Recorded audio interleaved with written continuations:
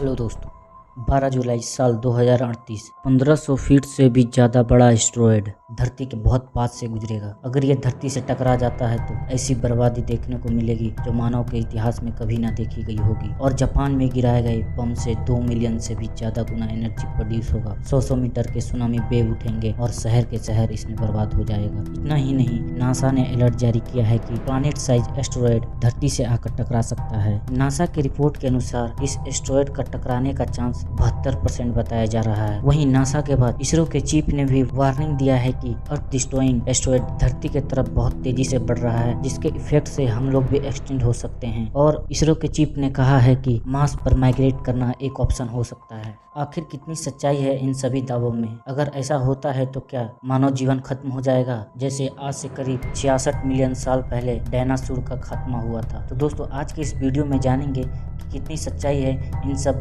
दावों में। तो दोस्तों, सबसे पहले हम लोग समझते हैं कि एस्टेरॉयड क्या होते हैं। एस्टेरॉयड को प्लैनेटॉयड भी कहा जाता है क्योंकि ये छोटे प्लैनेट की तरह होते हैं। एक्चुअली ये बड़े से स्टोन हैं जो कि सोलर सिस्टम में घूम रहे हैं। इन सब एस्टेरॉयड का साइज कुछ 100-200 मीटर के भी हो सकते हैं और कुछ 1-2 मीटर के भी होते हैं। जो सबसे बड़ा एस्टेरॉयड एग्जिस्ट करता है वह सेरस नाम से है, जिसका डायमीटर 940 किलोमीटर तक है। जो सबसे छोटा एस्टेरॉयड एग्जिस्ट करता है वह सिर्फ 2 मीटर का है। ज्यादातर एस्टेरॉयड हमारे सोलर सिस्टम के मार्स और जुपिटर के बीच में एस्टेरॉयड बेल्ट में पाए जाते हैं, जहां पर मिलियन में एस्टेरॉयड होते हैं। इस वीडियो को देखिए, इसमें ऐसा लग रहा है कि सारे एस्टेरॉयड एक दूसरे के पास हैं, लेकिन ऐसा नहीं है दोस्तों। वास्तव में किन्हीं दो एस्टेरॉयड का एवरेज डिस्टेंस 1 मिलियन किलोमीटर से भी ज्यादा डिस्टेंस है।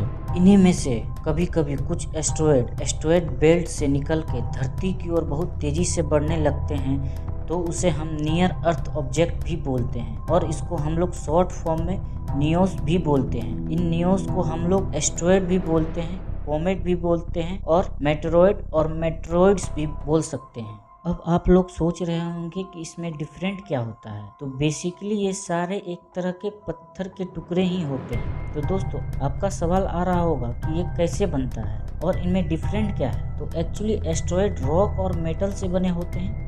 कॉमेट बर्फ, पत्थर और डस्ट से बने होते हैं। कॉमेट को हम लोग डटी स्नोफॉल भी कहते हैं। वहीं एस्टेरॉयड बेल्ट में पाया जाता है और कॉमेट क्यूपर बेल्ट में पाया जाता है, जो कि नेपट्यून के आगे होते हैं। कॉमेट एस्टेरॉयड से कहीं ज़्यादा खतरनाक हो सकता है क्योंकि ये एस्टेरॉयड से बड़े होते हैं साइज में। एक कॉमेट का साइज 10 किलोमीटर से लेकर 100 किलोमीटर तक भी हो सकता है। और वहीं कॉमेट की स्पीड एस्टेरॉयड से 2 गुनी ज़्यादा होती है। यह एस्टेरॉयड से ज़्यादा इफेक्ट डालता है। अब हम जानते हैं कि मेटेरॉयड क्या होते हैं। तो मेटेरॉयड एस्टेरॉयड और कॉमेट का एक टुकड़ा होता है। जो मेटेरॉयड अर्थ के एटमॉस्फेयर में इंटर करता है तो बहुत तेजी से बर्न करता है, जिसे हम लोग में से ज्यादातर लोग आसमान में देखे होंगे, जिसे हम लोग शूटिंग स्टार भी कहते हैं। और वहीं कई मेटेरॉयड का टुकड़ा एटमॉस्फेयर से निकलकर धरती पर गिर जाता है तो उसे हम मेटेराइट कहते हैं। बस इतना सा डिफरेंट है मेटेरॉयड और मेटेराइट में।